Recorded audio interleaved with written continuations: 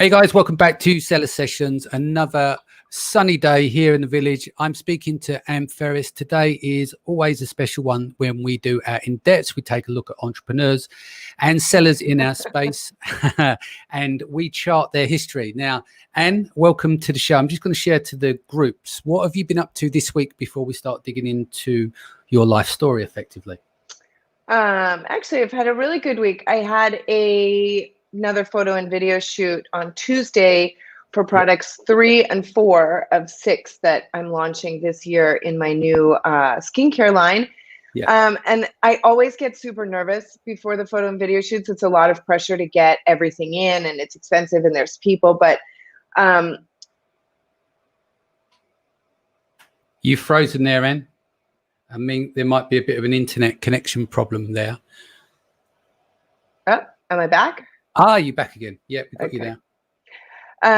Yeah, all my models have always been friends of mine and girls I know from town. And it just always makes me feel so good, you know, how they show up for me and support me. And, you know, we all are it's a small community, and we really do everything we can to support each other. So it's always really fun to do that. And then, you know, when I get that footage back, it's like better than Christmas, because, you know, getting to see my brand and my ideas come to life and see how it's put together creatively is so fun. So it's been a good week. Indeed. Right. So I've just been sharing out to the groups there. Let's take you way back. Give me some of your earliest childhood memories pertaining to entrepreneurship. You know, some people are late bloomers and some people had a lemonade stand. Where do you stand on that, for a better word? I think I was not entrepreneurial at all. I don't come from a family of entrepreneurs. My parents, my mom and my stepdad, are both like a little bit older in the grand scheme of how parents are. So, and they are a banker and a lawyer. So it was very much like, have a good job, be secure. Also, bankers and lawyers are typically risk averse, which is great. They have planned their life amazingly, and now they're very happily and comfortably retired. But that was definitely what I saw was security. So me growing up, I was really into my kind of like left brain. I loved reading, I loved school, but I never really dreamed. I wasn't like a dreamer. So I didn't plan ahead thinking like, what do I want to do? I think I wanted to be a dolphin trainer at some point. I like Flipper. I read a book about the guy who trained Flipper.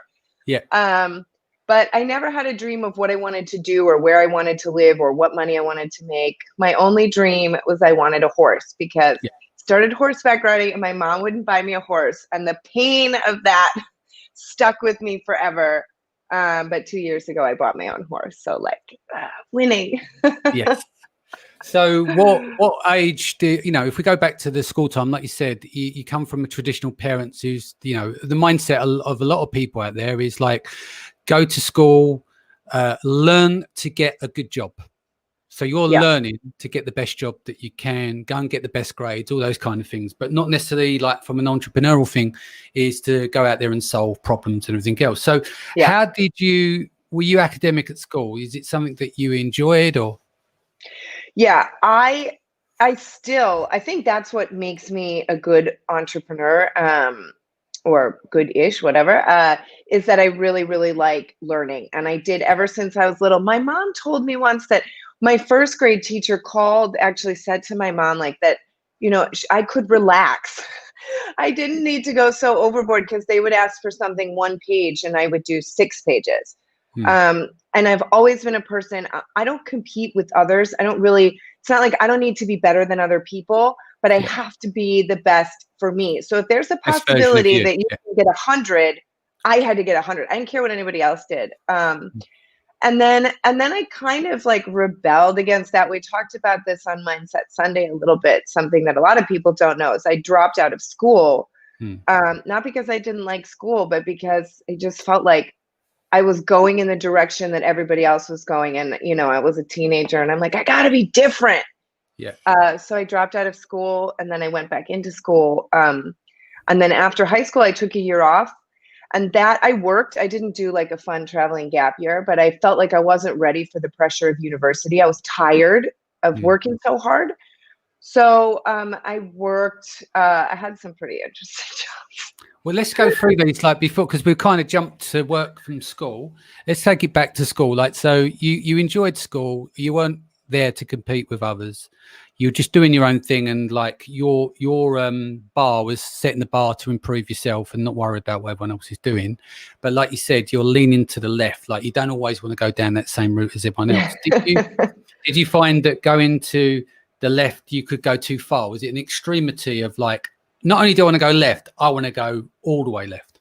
100%. And I was rebelling to rebel, like, not because I specifically believed in something. It was just like, I'm angry. I was like a really angry hormonal teenager. And I just thought, I think I always have felt that there was something different about me, and I wanted my life to be different and great. And I had no idea how to get there. So I thought, I'm just going to do the exact opposite of what everybody else was doing. But yeah, I mean, I dropped out of school. I partied. I had pink hair, green hair. I had like my tongue pierced. I had 11 holes in my ears. I didn't have any tattoos then. That came. Actually, I got my first tattoo when I was 15, and then I ran away from home. Yeah. Yeah. So I definitely was going way too far that way. And what was a big change for me, we spoke about on Mindset Sunday, was I read this book, Siddhartha by Herman Hesse, that just basically the theme of the book was saying that you can find your peace, your happiness, your spirituality anywhere. It doesn't have to be where people tell you it is. This guy found God at this river because he thought it was so beautiful. And that was like a light went off for me. And I thought, man, you know, my path is my path. And I just realized I dropped out of school, but I love school. And just because everybody else goes to college doesn't mean that I can't. I just have to remember the reasons why I want to do it. So after taking that year off, I was really refreshed. I went to school, and I mean, I got straight A's. I graduated with a 4.2 actually, in 4 years of college. I was a super nerd. Yeah. So let's talk about some of those. You talked about party and stuff. Where are you? Is this still back in the US where all this was going on? So you completed school, and what was these jobs? Some of the interesting jobs. So what was your first job when you left school? My mom is gonna kill me. But well, I started working. This is so bad, but so I was working at a restaurant in an animal hospital. In the animal hospital, I was like cleaning cages and holding animals for surgery. And I would do that from 6:30 a.m. to 1. I would go home, eat, try to take a quick nap. And I had to be at 3:30 at this restaurant, but it was a 45-minute drive away. And I would work until it closed. It was an Italian restaurant, and it was like in this rich suburb. So, and I had moved out. I had my own apartment. So I was not getting enough sleep. And man, like the customers were skeezy. The manager was skeezy. I was like, this is gross. And I was just, people were speaking to me inappropriately. And now I can't remember the name of the show, but there's this HBO show about strippers. I was not a stripper, okay? Just to preface that before people freak out. Yeah. But there was a show about these strippers on HBO. And for some reason, I started Googling strip clubs in Chicago. And I ended up going in to interview, not for a job as a stripper, but as a waitress or a bartender. And I ended up getting hired. Now I can't even remember the name of the club. It was the biggest one in Chicago. They didn't serve alcohol because it was fully nude. And the waitresses wore clothes, shirts, shorts, like not naked at all. And the bartender, they couldn't come to the bar. So I got hired as some nights bartender or coat check girl or waitress. And it was mostly actually bartender, coat check girl, which was awesome. So I didn't have to do anything to deal with the customers. But actually, nobody paid attention to me because I was like, you know, 18. Yeah, I was fully clothed. I was 18, flat chested. And I mean, there were these huge male bouncers. This one guy, Ron, I became friends with him. He was like my fitness coach because we got a free membership to a 24-hour gym. So we'd go and work out after. But I started work at 7 p.m., finished at like 4 a.m, and I made hundreds of dollars a night in tips. But I would have to go to the bank with all my $1 bills. But yeah, so that was my job. Your first job. So So obviously it's a tricky thing because you're making a lot of money. You're staying away from let's call it the danger zone before we go into anything else. And you're weighing up like, what do I do here? Because like you said, you've got sleazy customers and stuff in there. So how did you pull away from doing that, considering if you're making a lot? Because bartenders and that don't make great money. Their basic wage isn't amazing generally, right? But then you're making the tips of the same people with half the clothes on or no clothes on. Does that make sense? So Yeah. It must have been quite interesting for you to be able to do this job and not have to compromise yourself, but earn the same money or around the same money as the ones who were walking around with nothing on. I mean, some of them were making, some girls really made a lot of money. Some girls didn't. God, yeah. I was pretty shy. Like, it was never a thing where I wanted to go and dance. And for me, I actually really liked it because I became friends with all the girls and they had really different preferences and reasons. It really gave me the opportunity to not judge a book by its cover, because some of these girls were putting themselves through Northwestern Law School. Some were career dancers. I think it definitely, the thing is, no one actually was ever inappropriate with me, the men. I was treated better by men there than I was in the restaurant. Yeah. But I think it kind of, that was where I started to sort of lose my faith in men, was working there, just seeing it. But it was fun for me. But I also knew that was not, it did give me the like kick in the butt to be like, I want to go to school because this is not what I want to do for the rest of my life. It's fun, but I'm not using my brain. It was like a nice, relaxing, I got to like, dance. I mean, in the back with my friends, goofy dancing, but like have fun, listen to music. But I thought, this is not what I want to be doing 20 years down the road. Indeed. So where was next after there then? So you've given up good money as a teenager working in these places. Where was your next stop? Well, then my mom found out that I worked there. Oh, she hit the roof. Hello, Mum, if you're out there, please forgive her. Yeah, go on. Hi, Mom. I'm sorry.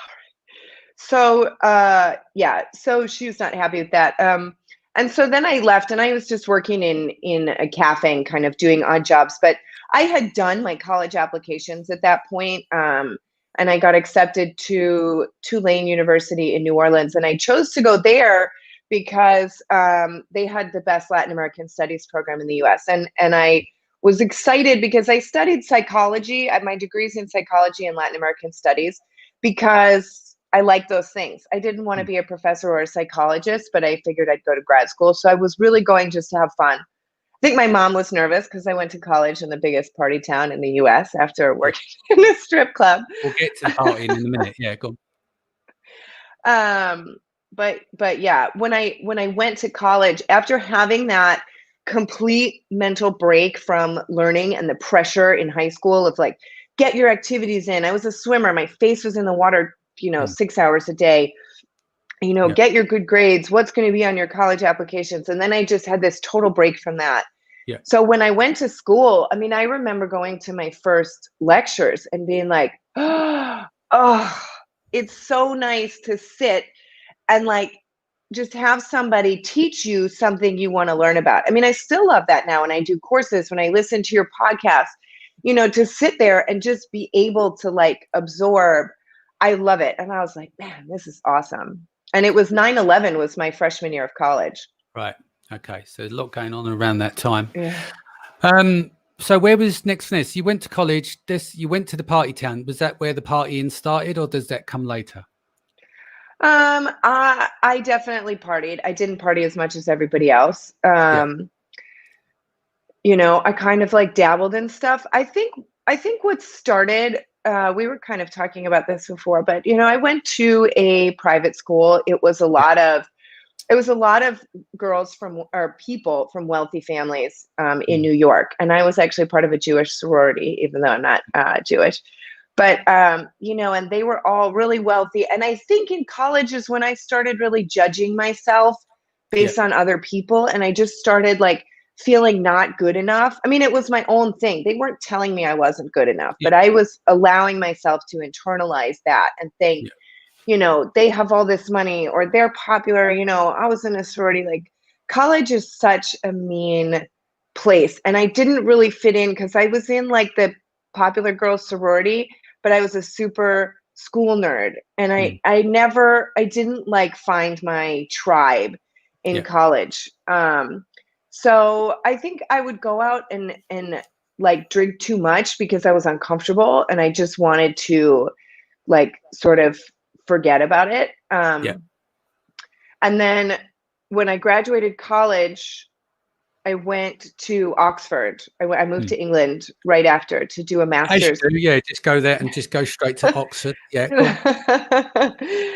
on. Yeah, to do a master's in environmental policy. And I fell in love with England right away because I found that, and that's why I didn't leave for 9 years, because I found that women, it was just a lot less competitive society, you know, and standards of beauty and fun. You know, it wasn't like, if you go out in London, it's not like what brands you're wearing. People don't all look the same. In New York, all the women look the same. In London, it's like how crazy, how cool, how well are you, like, what's your style, you know? And I really love that.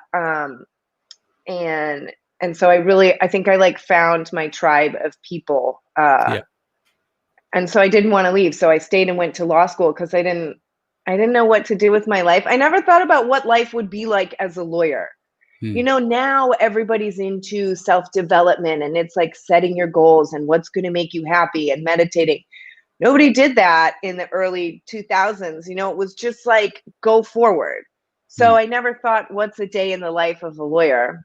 That was a rude awakening. But yeah, so I was like, even now, I didn't believe you was a lawyer when I first spoke to you, because it doesn't fit who you are, I don't think, you know. It's like, because you're so, what's the word for it? Crazy?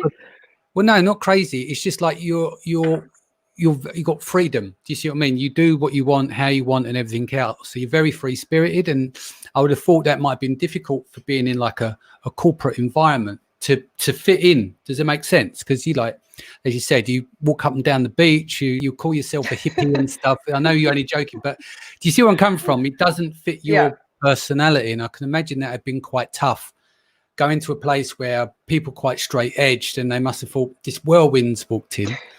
What is going on here, you know? So talk to me about law school quickly, and then talk to me about the that interaction of working a lot. And I imagine you got to the point you hated it and that's why you left it, but give us some bit more of the story there. Yeah, so law school I loved in England. It's definitely way less pressure than law school in the US. And I stayed in a really cool share house in Clapham Common on Abbeville Road. And I had amazing roommates, and so that was a really good time. And then but I was also, it wasn't that much pressure. So I mean, in England, people just drink so much, you know. So it's because of the shitty weather. I think half the problem is people over here is that, all right, it's sunny today, but generally the weather can be so bad is that most people will spend their time at the pubs, especially I think people that work in the city. Once they've finished work, you know, the bars are very busy, I suppose, that stress and everything else. So we've got a big drinking culture here in the UK. Yeah. Yeah, definitely. And so I definitely got into that in law school. But then, when I started as a lawyer, it was weird. Like the people in my year group, you know, I was really close with, and we all got along. But I did feel I had really long blonde hair. I was like trying to be somebody else. And I felt like I was always having to prove myself, that like, you know, I was there because I was smart. Like I was always trying to act more straight-laced because I never wanted anybody to think that I was getting somewhere because I was like flirting or something like that.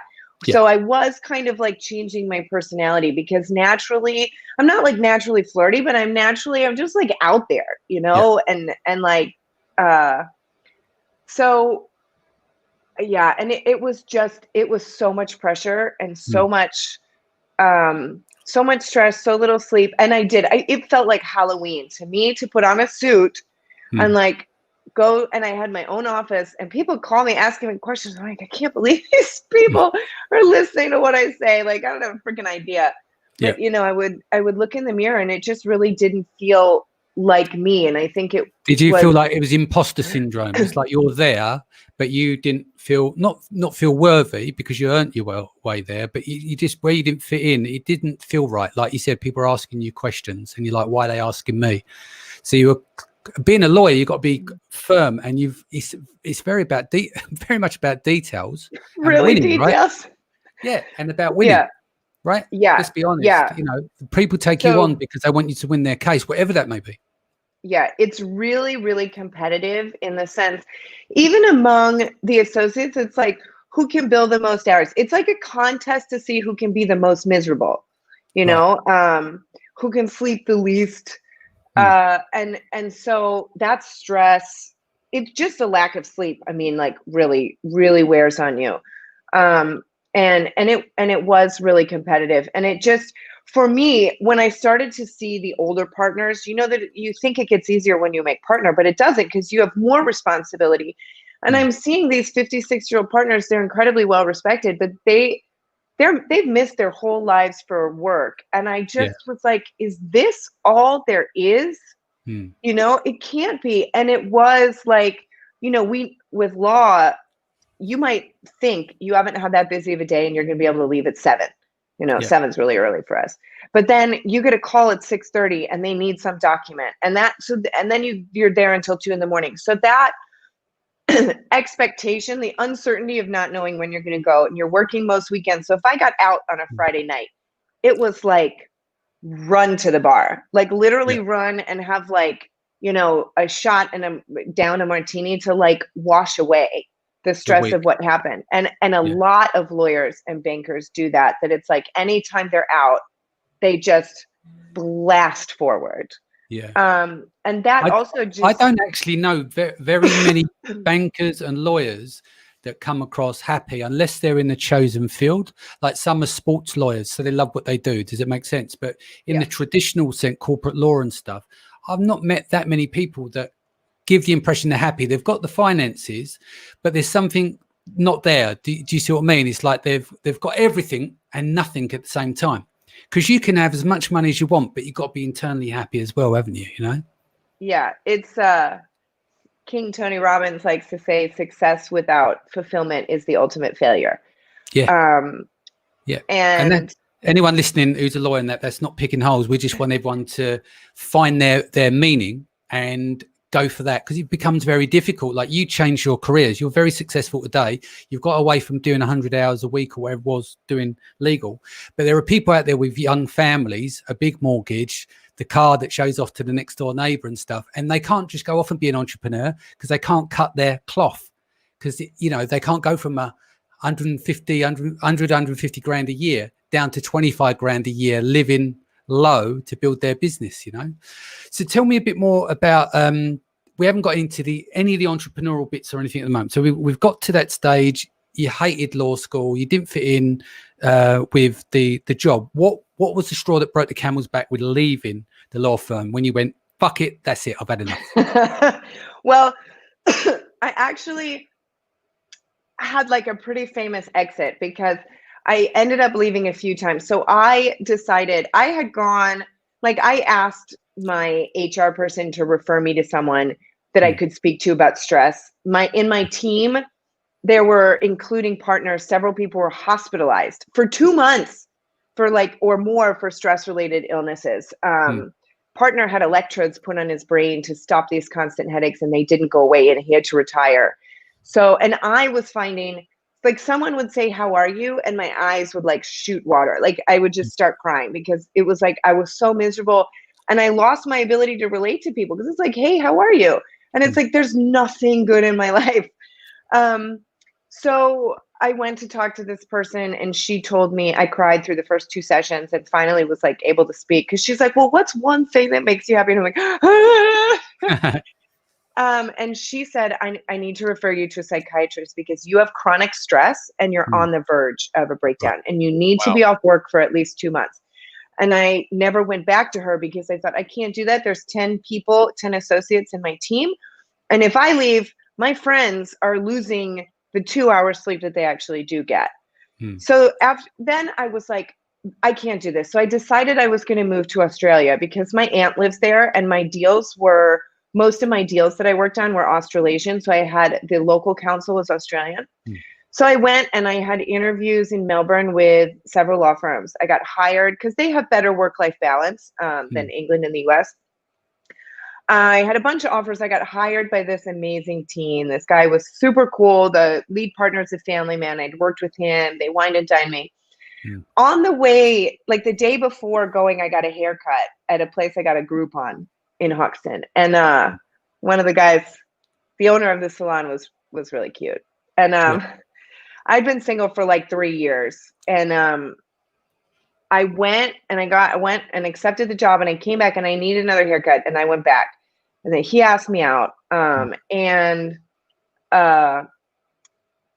we started we got serious pretty quickly. And so I had quit at my law firm. I quit. I said, I'm moving to Australia. They were super cool. You have a 3-month notice period. They were like, I said, I got to sell my house. They're like, great, stay, help us out. Let us know when you're leaving. Yeah. So then things started getting serious with me and Chris. And I didn't want to, I thought, I'm 31.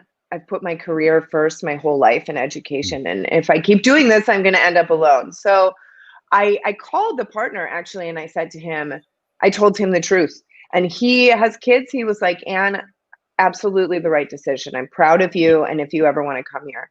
So then I thought, well, shit, I've got to leave this job. So I was interviewing at other UK law firms. And one of my partners called me in and said, Anne, not to push you out or anything, but we're staffing new deals. So do you have an estimated leaving date?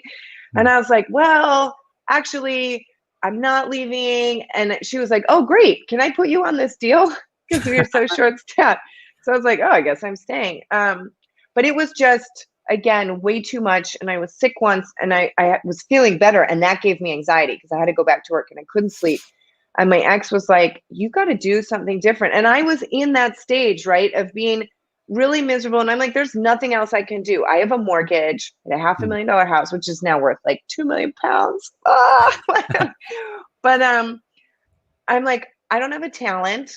There's nothing, what am I going to do? And he was like, if you could do anything in the world, what would that be? And so I said, maybe run a hotel or a bar on the beach in Latin America, because I spoke Spanish and I like the beach and I like people. Thank God we didn't go the bar route, because I have a vomit phobia. So I like to clean them up in year one. I like to drink, but I don't like watching other people drink. Long story short, I ended up doing a Google search, and this hostel came up in Costa Rica, and we went to go visit it and fell in love, and made an offer. The offer wasn't accepted. And I was like, who am I thinking? Like, am I going to pick up my life and move to like this tiny little beach town? Of course not. Like, let's go back to reality. I went back, put my suit on, went into work, sat under those fluorescent lights. And I was like, I can't fucking do this for one more day. I am dying inside. And I quit. And I said, we'll just move there and figure it out. Like, so I quit, unquit, and requit all in a 6-month period. Oh, well, you kept going back for more, did you? You sat back under the lights and realized it wasn't. So you literally kept quitting. In the end, when was the final point where either they've had enough of you quitting, because it was like, for a better word, the boy that cried wolf, but obviously the girl that cried wolf. Where did they go, right, fuck it, Anne, we've had enough, you quit too many times, you can't keep coming back like Mike Tyson? It was me. After going to Costa Rica and coming back, I went into the office, and that day I thought you stayed in the UK and kept quitting, but you actually went to Costa Rica and come back and regenerated with getting back into the same team on the same job. Is that what you're saying? So I quit because I was going to move to Australia. Then I unquit because I decided I was going to stay in the UK, and they kind of kept me on. And then I re-quit again to move to Costa Rica. And then you came back from Costa Rica? No, when I went to Costa Rica, I just went to visit the hostel. We went to stay for 2 weeks. That makes sense. Okay. All right. I'm back on side. Right. Carry on. Yeah. Sorry. Yeah, we lost it. Yeah. But yeah, so I sold my house. And we just picked up and moved. Yeah. I moved to Costa Rica. And you know what you were saying about doctors and or lawyers and bankers being miserable. I mean, nothing against lawyers. I do have Exactly. friends Yeah. who love it. My Yeah. stepfather was a tax lawyer Mm, from college to retired at 65 and loved it. mm, But it was this thing that, you know, when we would go out for drinks, all we'd talk about was how miserable we were, how awful our clients were, how awful our bosses were. It was mm. all of that. Yeah. And I moved here to Costa Rica, and I mean, was making very little money. I Mm, had no idea what I was doing. I'd never run a hotel before, done anything in hospitality. But everybody goes down to the beach for sunset. And mm. it's all these people who don't have very much money. But people are bringing their beers with them, and like, and just what everybody talks about here is how lucky we are. Isn't the sunset beautiful? Can you believe this? Can you believe this is our life? Like, that's 90% of the time the conversations that people have. Yeah. So we got here. Are you, because you're in Costa Rica now still, right? So you've been there. I don't want to ask you age, but how many years have you been there if I come back from 31? I have been here for 8 years. Okay. So you've been 8 years. 7 years, yeah. 7 years. Cool. And so we've got here, there's no entrepreneurial part of the story, which we'll get into. We're like 31 minutes in, but I want to cover a few things. The partying and stuff. You went off the rails and stuff. Can you speak about that? Yeah, so I mean, it started in London, as you know. I think everybody kind of gets into drugs a little bit in London, and drinking a lot. And it was at first it was just fun, and then as things got worse with work, it Yeah. was my way to escape, to not feel, Hmm. to not feel what was going on, to not Yeah. feel who I was, the stress of my job. You know, it was my escape. It became something I really wasn't doing for fun, but that I felt like I needed, because in my own skin, Yeah. I was not comfortable. And my ex, who I moved here with, when we started dating, he definitely had an addiction that I didn't really know about. Yeah. But when we started, we just spiraled Yeah. together pretty quickly. So when we moved to Costa Rica, and I didn't have rules and, you know, things that I had to Boundaries. get up early, Yeah. it was a very quick downward spiral. Luckily, it was so bad that it gave me, like, I hit what was for me my rock bottom pretty quickly, and I was like, I don't want to live like this anymore. Yeah. And I told him, and he was not ready or capable. And I ended up actually like putting him on a plane to the UK to go and be with his parents. And what happened was, I was in this fishbowl, like in a really small town. So we moved here, and he is covered in tattoos. I didn't have so many at the time, but he was a hairdresser. I had pink hair. Like, who are these people? And then within 6 months, I lost probably 40 pounds. You know, I was skin and bones. It was obvious. But I was really trying to hide that. Like, I still had this thing that I thought I had to be perfect for everybody. And I thought nobody knew, everybody knew. And then when things went bad with us, he was like out crazy public. So when he left and I was here by myself, trying to recover from addiction in a country where I didn't know anyone, and I felt like everybody was looking at me like I was crazy. And the thing that was a turning point for me, because I realized I know everybody's talking shit, and I can ask people what's being said about me, but I know it's awful, but I deserve for awful things to be said. I mean, not like in that sense. No one deserves it, but yeah, but this is small town. What they're saying is true. So I thought, I made the mental decision that I am not going to ask. I'm not going to think about it. I don't care. And I am going to prove by example that I'm okay. And that was my, like, you know, part of my motivation to really get my life back on track. Was I was just like, that will not be my story. And you know, the cool thing is, in this town, everybody is kind of alternative, and a lot of people have struggled with the same thing. So nobody's that judgy. People are like, oh, really? You went through that? Who hasn't? But it's empowering now. A lot of people don't know me, when I don't remember, or weren't here when I first moved here. But the people that were, I've been through a lot, because I came, it was like this epic fall from grace. And then I had kids. and then I got separated, and then Amazon. And so I am kind of like a comeback kid story, things keep happening, but I'm like, I'm still here, So if we put a timeline to this, you moved there when you were 31, you partied for the first couple of years, was it? It was 1 year. It was there you one go. epic year. Yeah. Some people don't get out of that spiral, like what you said is you're worried about everyone talking behind your back. That's because you're coming down off drugs and you're getting paranoid. You had like the suicide Tuesdays and the turning point Wednesday and no better Thursdays, because they get into a cycle of, Bad. It gets bad and then they start to feel better, and during the week, and then Thursday they're back on it again, so like, and it's a constant cycle. But like, you only done it for a year, you experienced it, you see the dark side, that's done. So where did it go from there? And at that time, did you have the hostel or ownership or anything? Or I owned it. I bought it. It was me that bought it. Chris just came along for the ride. So yeah, I still had it, and I was working at running it. I had people who helped me. And yeah, it was, and it was, I started, making more friends, and then I started dating Elias, and who's a good guy who's never done drugs. So that was good, because it was another thing of like, that I just knew that would leave my life if I kind of regressed.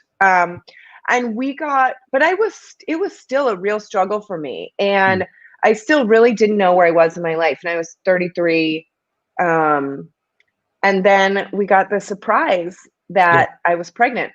Mm-hmm. And for me, I mean, obviously the first reaction was, oh shit. And then it was like, amazing. And for me, I allowed that to be the thing that changed me. I was like, this is it. And I felt, Kai's middle name is Lucas, which means the one who brings light, Luke.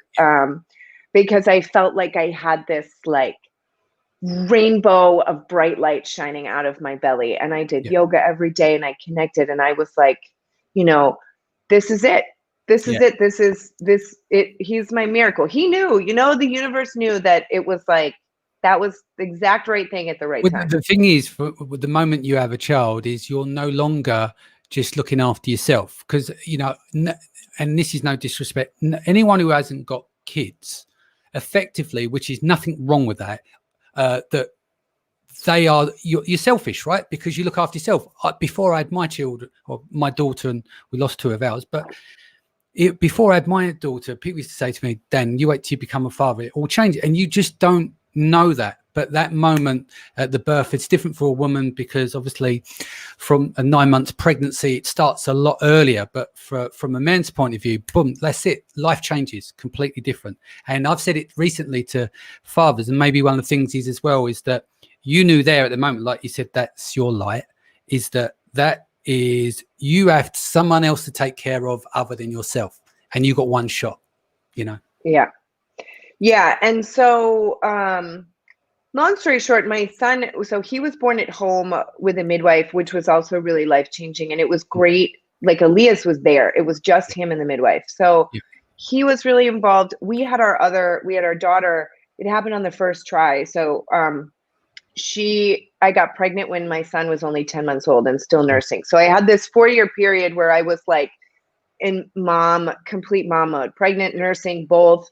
But the thing, when my daughter was born and I started coming back to myself, I think my mom is definitely one of those parents that is like, do nothing for yourself, do everything for your children.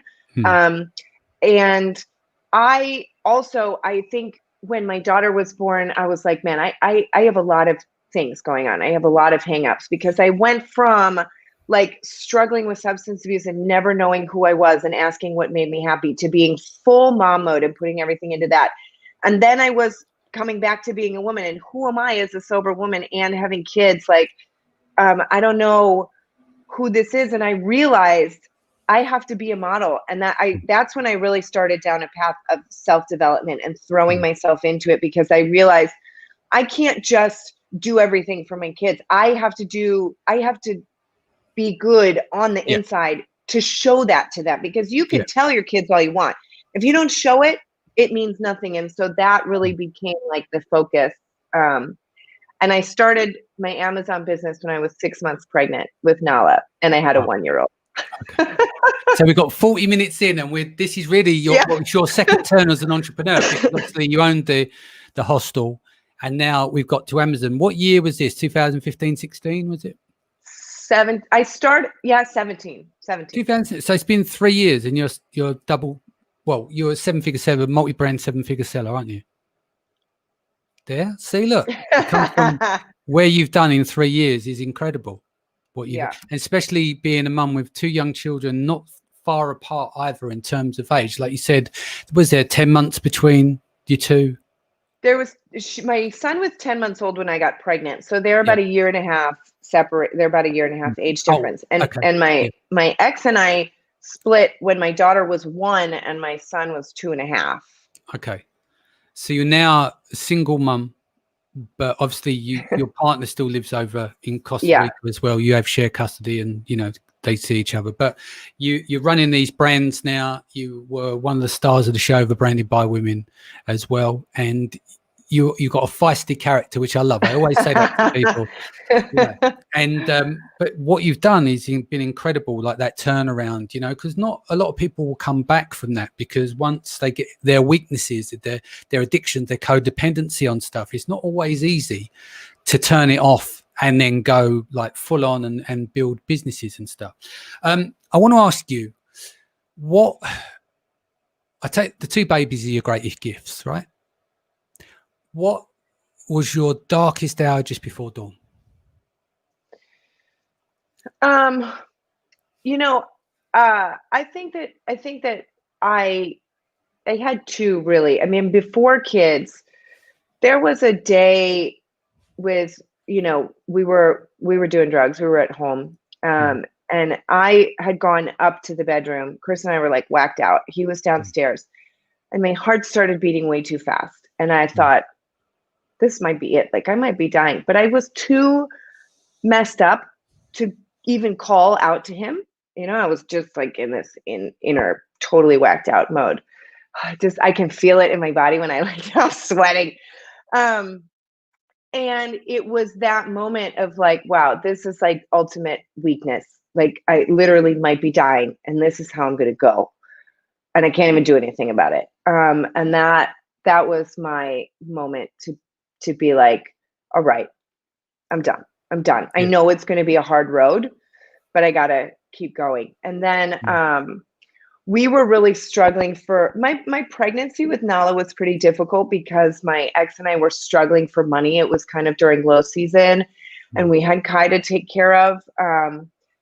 And that just led to us fighting all the time. I think as a couple, when you're struggling with money, and we weren't together, we didn't have a solid foundation when we got pregnant. And so we didn't have a solid foundation to like remember and look back on. So we fought a lot, and I felt really lonely, and I felt insecure. Like, I didn't know where the future was going. The feeling of I might not be able to take care of my children, and I think that's the thing, especially with mothers. Dads can totally be the same way too. But for me, my Mama Lion came out. I went to the grocery store, and I'm hungry and pregnant, and I wanted peanut butter, and it was $7, and I couldn't afford it. And I'm like, man, I can't afford the fucking peanut butter. Like, this makes me feel poor on the inside. Like, who cares about the money? It was like, I felt poor, unsuccessful failure.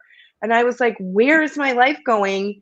And I thought, you know what? Like, fuck this. This is not how I'm going to do it. And my kids are not going to grow up like this. Sorry, Mum, if you're listening, Anne's swearing behavior. I apologise on your daughter's behalf. Sorry. She's getting my potty mouth. I'm getting emotional. Please. You're getting emotional. No, go on. Carry on. Sorry.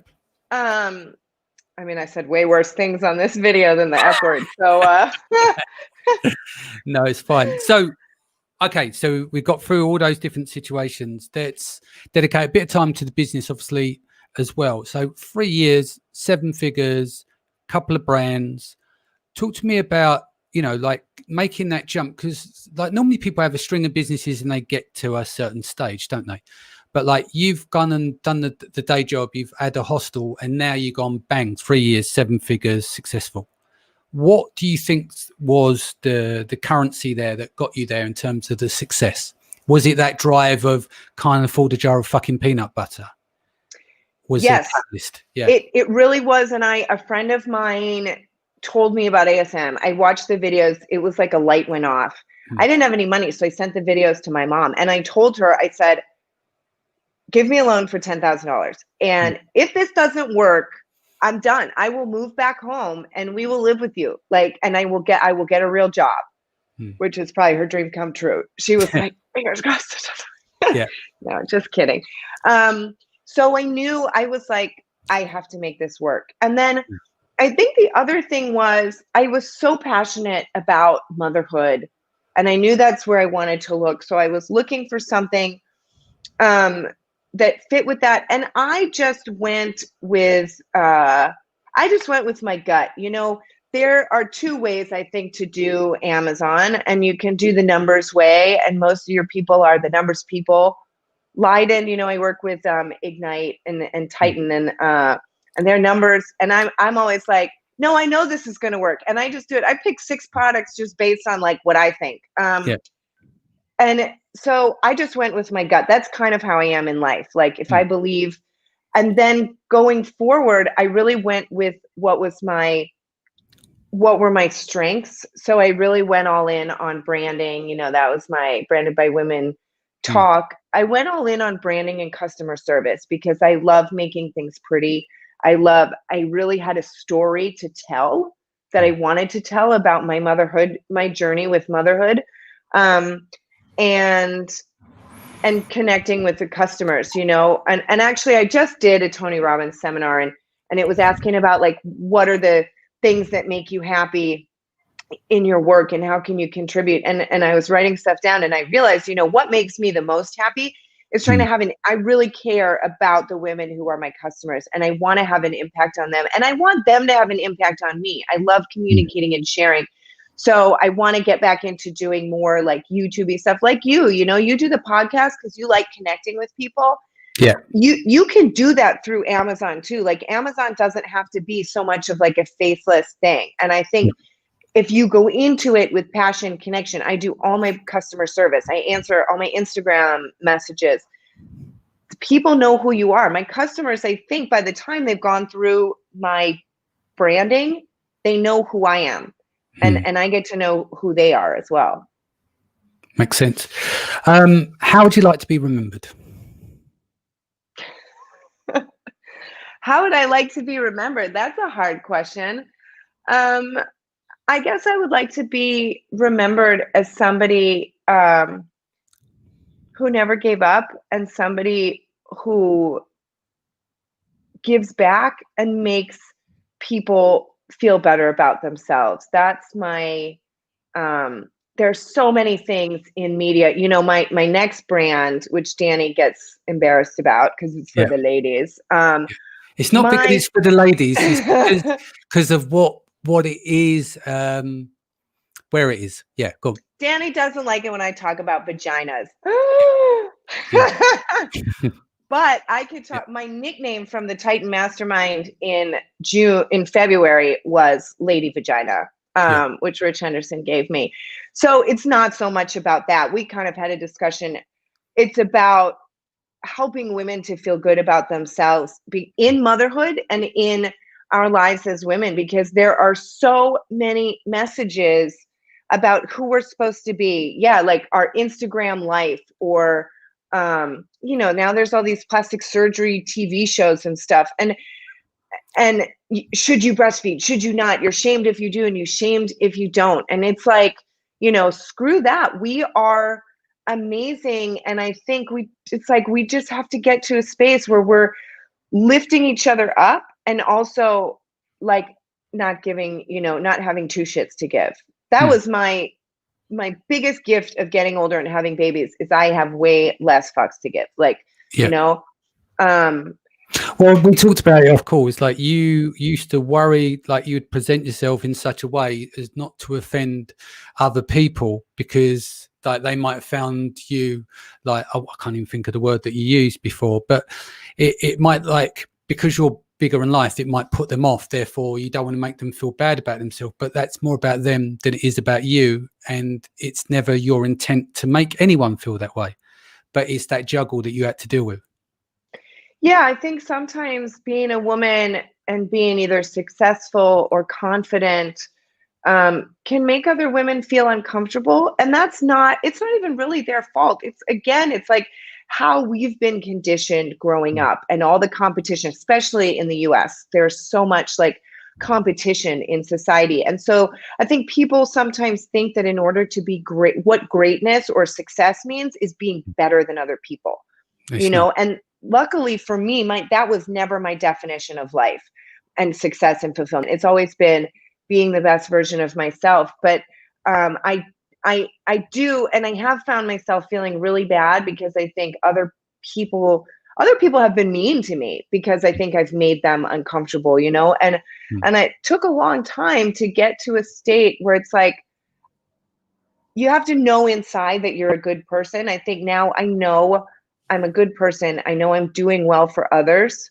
And I mean, I got all these tattoos, and so you can see if you look at me that I don't really give two shits, right? Yeah.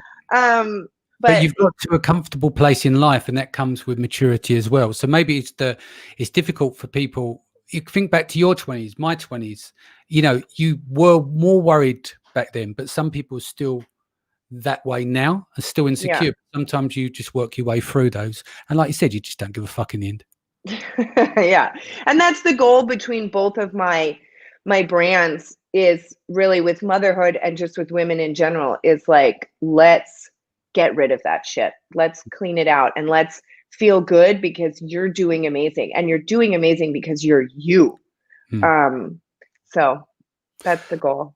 I'm going to read out some messages here. So Susan Knight says, awesome job, Anne. Thanks, Danny, for sharing such great stories of success. Elliot says, Anne is an inspiration. Big congratulations to her and her success. Tham says, wonderful. Athena says, free spirited before. Patricia Barr says, Mum remembers all of those days. Elliot Nathan said Anne is hilarious as well. Facebook user says, as Anne has an amazing story, the audience is in for a treat. Miriam here, it says, please give advice on how you're able to schedule your work in with your children. I have a baby and toddler and I find it hard to balance. That's super tough. But Anne, do you want to?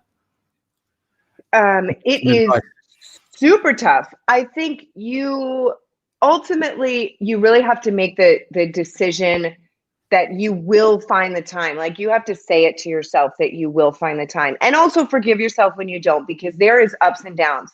So my kids wake up really early. They always have. When I was doing the Amazon course, I would wake up at 3 a.m. to get a couple hours in before they'd wake up at 5. Yeah. Or work it into nap time. Or, now I work with them running around me in the office. They see me open my office door and they're like, woo, playtime has started. Yeah. I've taken calls with Luke with my door shut and the kids banging and screaming on the door, like, let me in. And I'm like, I'm sorry, I'm not abusing my children. Yeah. So I think you just have to really make the decision to say, I am going to find the time. And when you do, if they do nap or when they do go to bed, turn your phone off. Yeah. Make yourself a tea. Don't have a coffee because you'll crash. Like, make yourself a tea, sit down and power work. Like, get it done and do it, So if you try to really segment and work when you work and fully kids when you kid, I think that's really like the best way to do it. And also remember why you're doing it. So I hit 1 million in sales after 18 months. And I could have, and I started, and my cash flow caught up. I could have busted ass and I could be doing 3 times what I'm doing right now if I was working 16-hour days. I do not work 16-hour days. I do not work 8-hour days, because I always remember I did this. My kids are 2 and 4. I did this so I could have more time with them. And when I start getting sucked into, because I love this, I freaking love this job, and I could do it 12 hours a day. But when I start getting sucked in, I'm like, wait a minute, like these two people, they're on my desk, so I'm always seeing them. Like, that's the reason I do it. So you don't have to blast forward at 100 miles an hour. You could go 30, standard speed limit. And pick the tasks that you want to do. Make sure they're all important, because when you filter down your time, it's like if you've got a long time to do stuff, you may waste those hours. But if you see a lot of people when they start out as an entrepreneur, they've got their full-time job, and then they do their entrepreneurial stuff in the evening. And it's so surprising how much they get done, because they need to get that work done in that short window, or they've got another wait 24 hours. But then you can lose your discipline. If that's your full-time job, you might still get the same amount done in a day that person gets done in 4 hours. So it's about the quality of your work as well, where possible. Yeah, and business is 80% psychology, 20% mechanics. If you have the mindset of you're going to get it done, you can always, like Danny, all his podcasts, they'll teach you how to do stuff. You can join a mastermind, something like Titan. They'll teach you how to do stuff. You could take an Amazon course. They'll teach you how to do stuff. Anybody can learn how to do this. I cannot use a spreadsheet. I can't even read one. I can't put a formula. You figure it out. What determines success or failure is your mindset to say you're going to do it, because you also, there's ups and downs, just like in life with Amazon. Amazon will kick you off. They'll suspend you. They'll say you can't sell your products. I just had that happen, and your success is not determined by having a brilliant idea. It's determined by how much you can learn from your failures. Cool. Right. Before we go, what's the plan for the next few years, other than lady gardens and stuff that you do a lot of work around? What other things have you got planned? What's the vision? Well, I am still, so I'm doing a new brand with a partner. With my brand, I'm launching 6 products this year. Plus we launched in the Canada and about to launch in the UK and Japan. So the business plans are super kick-ass. Personal plans, I'm a bit of a self-development junkie. I'm going to this lady retreat in October that is about unlocking. It's an energy work retreat that I'm really excited about. And I'm doing some Tony Robbins stuff as well, which, oh man, I never really got that much into Tony Robbins because I'm like, this guy's crazy. But I did a virtual seminar and I said to myself, 4 days, right? Yeah. And on the computer in this office. And I said to myself, you know what? Tony says dance. I'm going to dance because you either go all in or you don't. Yeah. Man, it was flipping amazing. I was in here dancing and I'm like, ah! Yeah. And my neighbor actually came up and was like, are your kids okay? I was like, sorry, that's just me. There's so much that we can learn and grow in ourselves. And I think being humble enough to know that there's always more out there, is it's just exciting. And that's a great note to finish on. That was your in-depth. Did you enjoy that? I did. I'm definitely sweating. My mom is gonna kill me. She's in the comments. She's all up in the comments. She's gonna slide into your DMs later and be having a word with you. But I think Mum would be pretty happy with what's going on. Facebook user says, and Ferris is about to listen to on the flight. Keep killing it. Miriam says, appreciate the amazing advice. Susan Knight says, lol at the Lady Garden. One more here. Where is it? Always in heart, your favorite person ever, and Ferris. Sorry, it's come up as Facebook user, but we're going to sign off here. And how can people reach you if they want your advice? The best place to reach me is on Instagram. Got a super hippie name, moondancer.puravita. Sounds good. Makes me happy every time I say it. Guys, thank you for today. Welcome back. I'll be back on Monday, not Sunday. So we're moving Mindset Sunday to Mindset Monday as I'm slowly going down to a 4-day week. So enjoy the next few days. Hope you're all safe. Don't forget, if you're outside, wear a mask, be nice. And I'll see you all again next week. Take care and I'll see you soon then.